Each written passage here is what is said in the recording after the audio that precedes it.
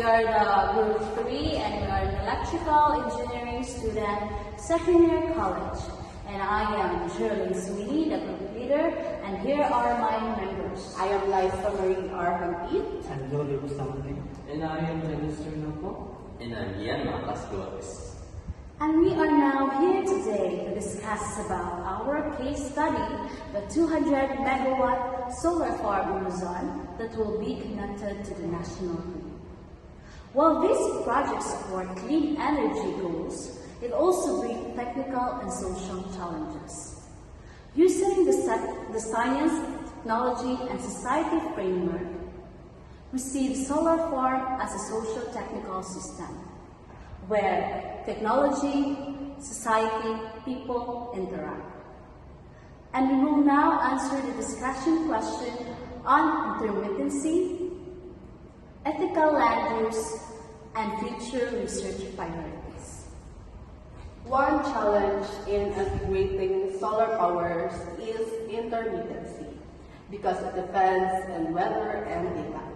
Electrical engineers address this matter by installing battery storage system to supply energy during cloudy periods and at night. They also used advanced inverters and forecasting tools to stabilize voltage and predict solar output. In addition, they combine solar with other energy sources and apply demand side management. So electricity power supply matches the demand. This solution keeps the grid reliable even with variable solar generation. Engineers' role in reliability. Electrical engineers also ensure that reliability by conducting grid stability and designing communication system, and strengthens cybersecurity to protect the grid from threats. From STS view, these are not only technical duties but also ethical responsibilities. Engineers must guarantee fair and stable access to electricity for both urban consumers and rural communities. Ethical and social concerns of using farmland. Large solar farms are required wide land areas. These create ethical and social concern. Using agricultural land, it decrease or reduce our food production, displace farmers, and